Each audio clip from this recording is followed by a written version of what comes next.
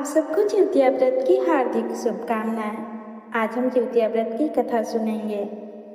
इस व्रत में भगवान गणेश, माता पार्वती और शिव जी की पूजा की जाती है।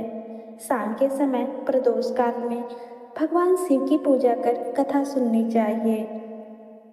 इस व्रत को लेकर दो कथाएं प्रचलित है, जिसमें एक सियारन और दूसरी जीवितवाहन की कथा है। आइए हम कथा की शुरुआत करते हैं। गंधर्व के राजकुमार का नाम जीवितवाहन था। वे सभी के लिए परोपकार करते थे।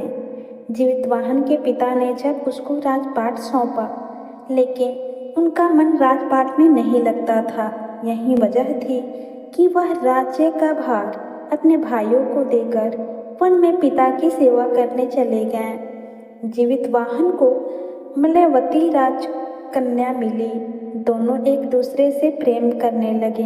एक दिन जब वन में भ्रमण करते हुए जीवितवाहन काफी आगे चले गए, तब उन्हें एक वृद्धा विलाप करते हुए मिली।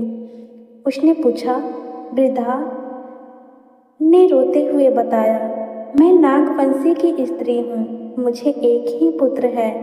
पक्षीराज गरुड़ के कोप से मुक्ति दिलाने के लिए नागों ने यह व्यवस्था की है कि वे गरुड़ को रोजाना भक्षण के लिए एक युवा नाग सौंपेंगे।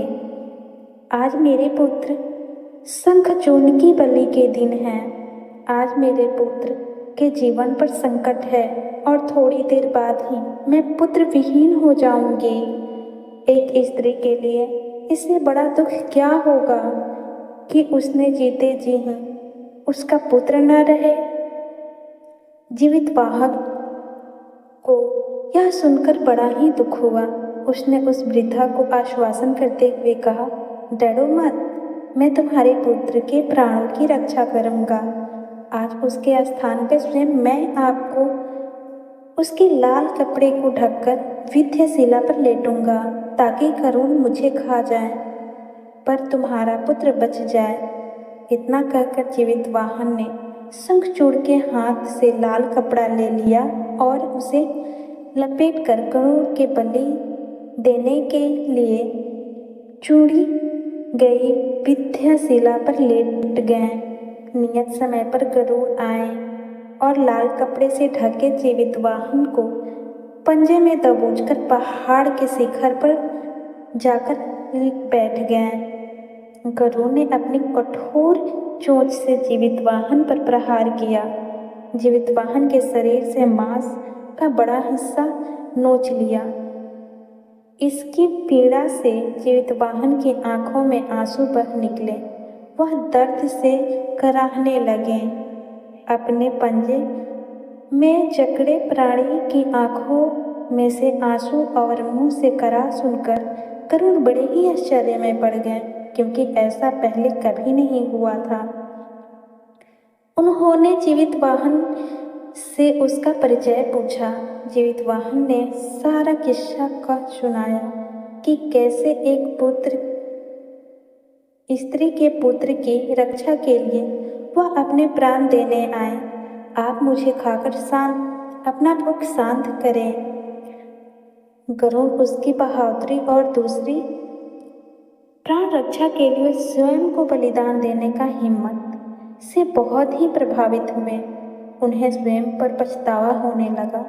वह सोचने लगे कि एक मनुष्य है जो दूसरे के पुत्र की रक्षा के लिए स्वयं बलि दे रहा है, और मैं देवों की रक्षा में हूँ, किंतु दूसरों की संतान की बलि ले रहा हूँ।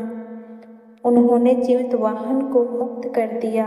गरुड़ ने कहा, हे मनुष्य, मैं तुम्हारी भावना और त्याग से बहुत प्रसन्न हूँ। मैंने तुम्हारे शरीर पर जो घाव किए हैं उसे ठीक कर देता हूँ। तुम अपनी प्रसन्नता के लिए मुझसे कोई वरदान मांग लो। राजा जीवितवाहन ने कहा कि हे पक्षीराज, अगर आप प्रसन्न हैं और वरदान देना चाहते हैं तो आप सर्पों का अपना वाहन बनाना छोड़ दें। आपने अब तक जितने प्राण लिए हैं उन्हें जीवन दान दें। गरुड़ ने सबको जीवित दान दे दिया और नागों के बलि न लेने की वरदान भी लिए। इस प्रकार जीवित वाहन ने साहस से नाग जाति की रक्षा हुई। गरुड़ ने कहा कि तुम्हारी जैसी इच्छा वैसे ही होगा। हे राजा, जो स्त्री तुम्हारे इस बलिदान की कथा सुनेगी, विधि पूर्वक व्रत का पालन करेगी, उसकी संतान मृत्यु के मुख से भी निकल जाएगी। तब से ही पुत्र की रक्षा के लिए हर साल भाद्रपद मास की अष्टमी पर जीवित वाहन की पूजा शुरू हो गई। यह कथा कैलाश पर्वत पर भगवान शंकर ने माता पार्वती को सुनाई थी।